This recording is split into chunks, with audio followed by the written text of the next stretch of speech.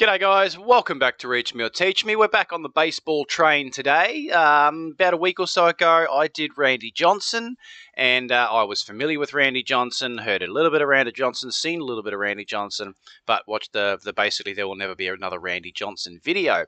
In that video, they mentioned this man repeatedly, and I'm ashamed to say that I have never heard of Nolan Ryan.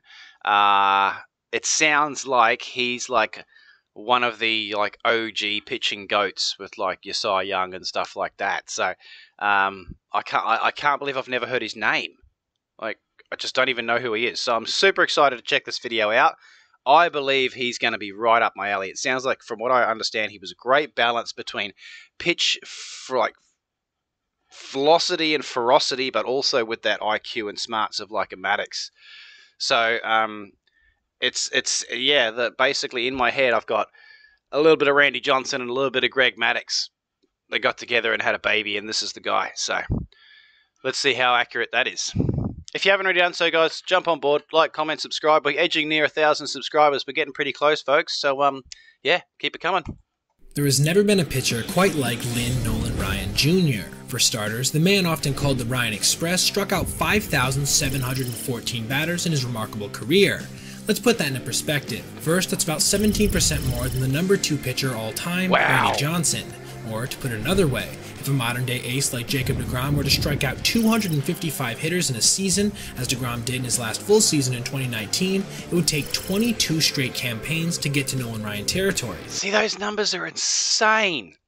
So one of the best pitchers running around today has to play 22 consecutive seasons at the best of his ability to be up near Nolan Ryan. Randy Johnson, 17% lower.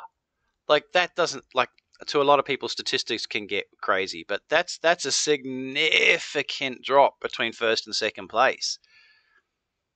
Wow. And even then, he would still be 104 strikeouts short of Ryan's record.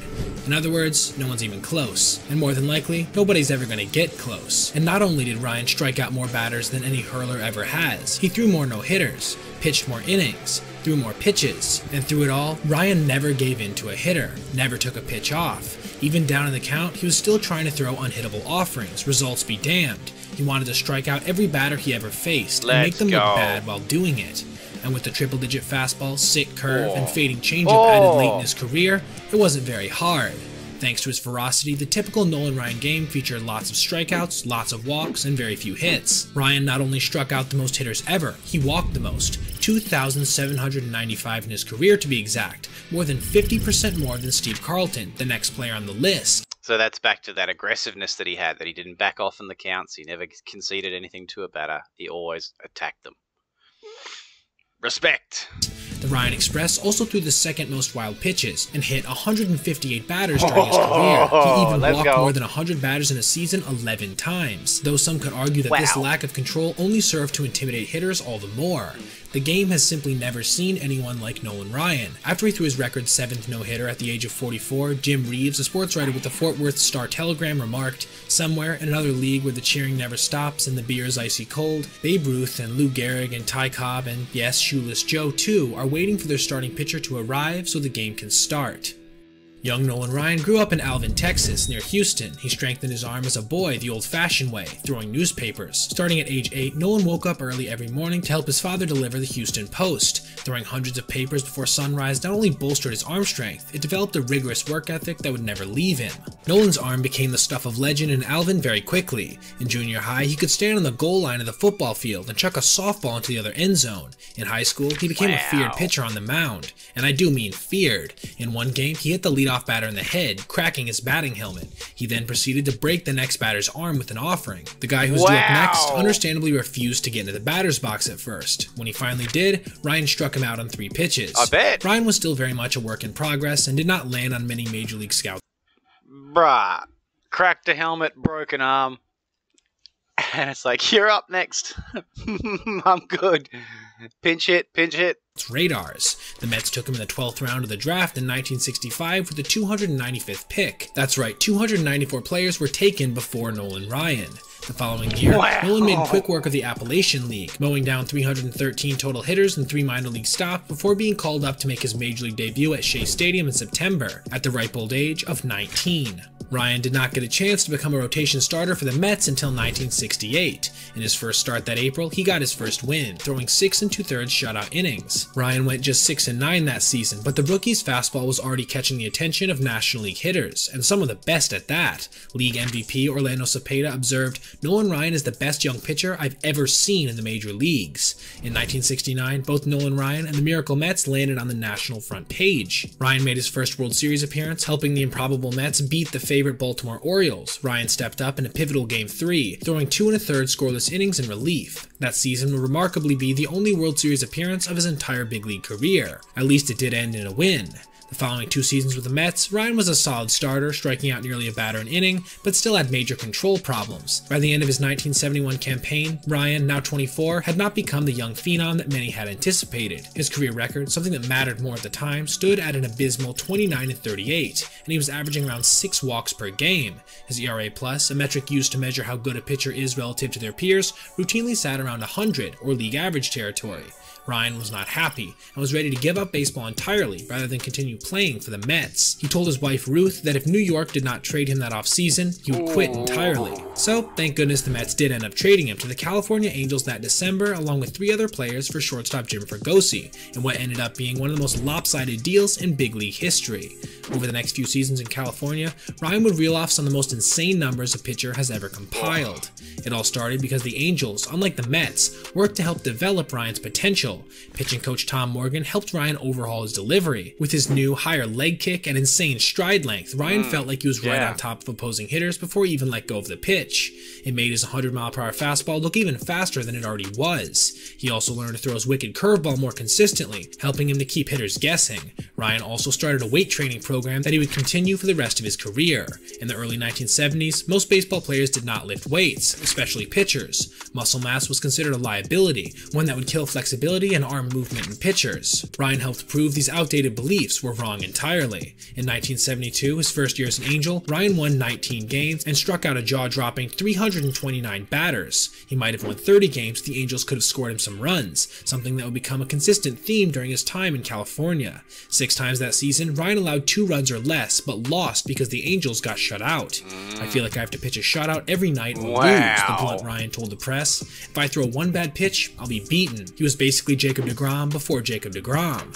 Nolan Ryan was even better in 1973, enjoying one of the most dominant seasons by a pitcher in baseball history. He won 21 games, had a 2.87 ERA, and broke Sandy Koufax's single-season mark by striking out a mind-numbing 383 hitters. I'll say that again, 383 strikeouts. Somehow, he finished second in the Cy Young voting to Jim Palmer, who had a better winning percentage but more than 200 fewer strikeouts. Was Koufax-esque, at least in terms of his raw power. Ryan threw 4 no-hitters as an Angel to tie Koufax's career record, and he had not 1, not 2, but 5 300 strikeout seasons. He averaged more than 7 innings per start. His fastball was timed at a record 100.9 miles per hour one night, which was probably an underestimate, but still, this stood as the official world record for years. On days when it was Ryan's turn to pitch, opposing hitters had a tendency to ask out of the lineup, a disease that came to be known as Ryanitis. This dominance was juxtaposed by a ton of walks, often over 150, sometimes even climbing into the 200s a season, but overall, he was universally considered baseball's most dominant pitcher, and hitters could not stop themselves from raving about Ryan's devastating stuff. Slugger Oscar Gamble said that a good game against Ryan was going 0 for 4 and not getting hit in the head. Hall of Famer Reggie Jackson said, "You don't face Ryan without your rest. He's the only guy I go against that makes me go to bed before midnight." 2-time MVP Dale Murphy said, "He is the only pitcher you start thinking about 2 days before you face him." Dave Duncan, who would later become a successful pitching coach with the A's and Cardinals, perhaps put it best. "A guy like Ryan," he said, "doesn't just get you out, he embarrasses you. There are times when you feel like you've won some sort of victory by just making contact with the ball." When Ryan was on, hitters had no chance. Once, when Ryan was See, it's the mental thing too. Like, he's in their heads because they're worried they're going to get hit or embarrassed.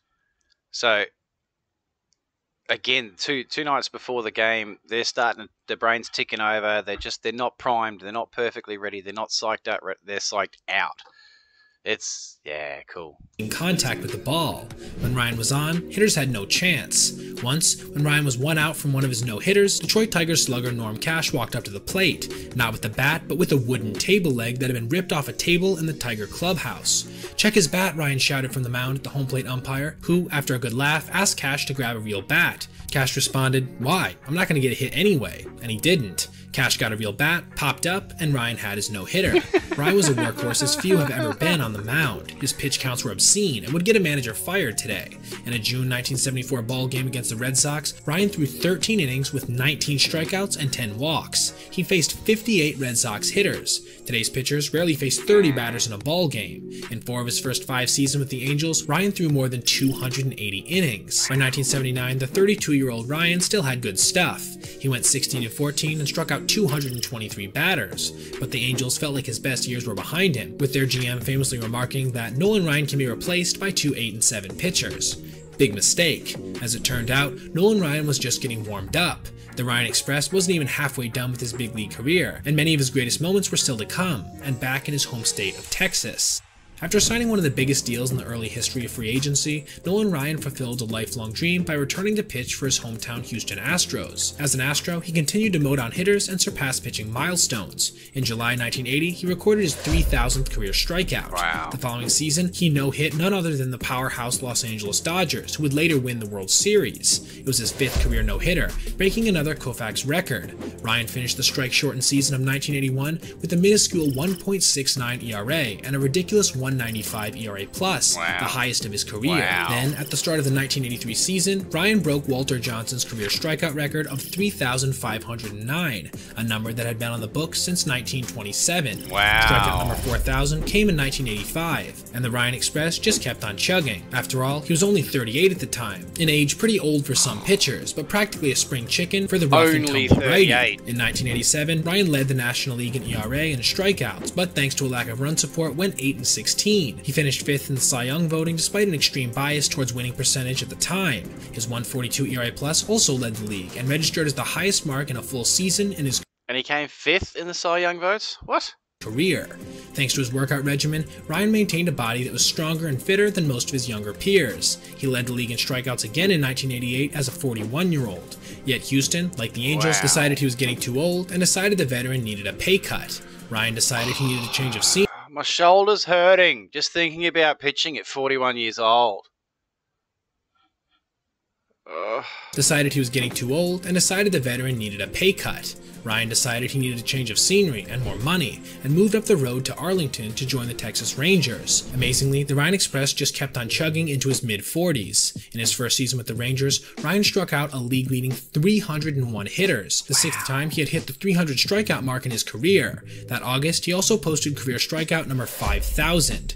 The following season in 1990, as a 43-year-old, Ryan pitched his 6th career no-hitter, beating the defending world champion Oakland A's. He did so despite constant pain in his lower back that later turned out to be a stress fracture. "It wasn't all that bad," Ryan observed after the game. "It only hurt when I threw the ball." That same season, Ryan returned to the mound and won his 300th game against the Brewers. Then, I like this guy. I reckon he's a character. turned out to be a stress fracture. "It wasn't all that bad," Ryan observed after the game. "It only hurt when I threw the ball." That same season, Ryan returned to the mound and won his 300th game against the Brewers. Then, in May 1991, the 44-year-old Ryan took the mound against Toronto, the best hitting team in the American League. In an epic performance, he shut down the Blue Jays, notching his mind-boggling... He just, like, a no-hitter, no-hitter, no-hitter. These are all, like, after 40. This is crazy. 7th career no-hitter, a number that will almost certainly never be equaled. Finally, the 46-year-old Ryan's body started to break down, with 1993 proving to be his final campaign with the Rangers and of his 27 MLB seasons. However, Ryan still had some surprises up his sleeve, including one last intimidating moment, one that to this day still lives on as perhaps the most viral moment of his entire career. It was a hot August day in Texas, and Robin Ventura, the White Sox 26-year-old all-star third baseman, strode to the plate against the then 46-year-old Ryan. He'd already singled against Ryan earlier. Nolan proceeded to bring the heat up and in, beating young Robin. Ventura dropped his bat, tossed his helmet, and charged the mound. Ryan proceeded to hog-tie the young whippersnapper and hammered him with a volley of noogie punches to the head in what was later called the Texas haircut, a badass moment for a truly badass pitcher, encapsulating the final years of his MLB tenure succinctly. Gave him a Texas haircut. Fuck, that's beating great. on much younger players, embarrassing them constantly in the process. Ryan's last career start was September 22nd, 19... I'm going to go back to that. To the mound. The heat. This fella, Ventura, he gets hit, and I reckon just for that second, he's like, fuck, that was Nolan Ryan. I can't charge Nolan Ryan. I can't charge Nolan Ryan. He's like royalty. And then he was like, nah, fuck, this hurts. I'm coming at you. Against the then 46-year-old Watch his Ryan. face here. He already thinks singled about against it. Ryan earlier. Nolan proceeded to bring the heat up and in, beating Nolan Robin. Yeah, fuck it, Ventura dropped his bat, tossed his helmet, and charged the mound. The Ryan proceeded to hog-tie the young haircut. whippersnapper and hammered him with a volley of noogie punches to the head in what was Noogie. later called the Texas haircut. A badass moment for a truly badass pitcher, encapsulating That's the final so years of his good. MLB tenure succinctly, beating on much younger players, embarrassing them constantly in the process. Ryan's last career start was September 22nd, 1993 in Seattle. In the first inning, Ryan felt something pop. It was the ulnar collateral ligament in his right elbow. "There's no way I'll ever be able to throw again," he said after the game. "My body is telling me it's time to move on and do something else." Yeah. Several pitchers in the history of the game have dominated their opponents as well as Nolan Ryan in his prime, but no other lasted as long as Ryan did. Thanks to his pioneering exercise regimen and truly remarkable natural gifts, Ryan sustained a 27-year career that will more than likely never be equaled. He was quiet, he was tough, and he was disciplined. He didn't smoke, didn't do anything reckless in the off-season, married his high school sweetheart, and celebrated his no-hitters with orange juice instead of champagne. And despite some erratic early seasons, Ryan rebounded to post some of the most impressive stats in the history of the major leagues. 5,714 career strikeouts, 5,386 innings pitched, 324 wins, and 6.6 hits per 9, with some perhaps equally impressive negative numbers as well, including 2,795 walks, 4.7 walks per 9, and 277 wild pitches. Oh, yeah, and he also threw 7 no-hitters and 6 300-plus strikeout seasons, all while pitching until he was nearly 50. That's why we here at MTC believe we can confidently say that there will never be another Nolan Ryan. Absolutely. Thanks for watching, everyone. Leave a like and consider subscribing if you enjoyed the vid, and click this playlist for other essay content just like this. Have a great day. Wow. I think he's my new favourite player.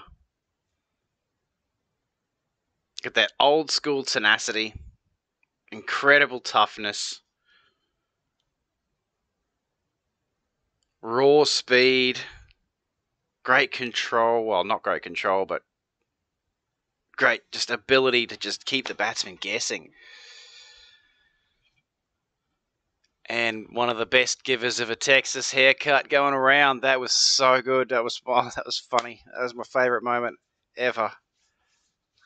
Oh, guys, if you liked the video, don't forget to like, comment, subscribe, and I'm assuming you're already a subscribed member of Made the Cut, but if not, jump on board their channel.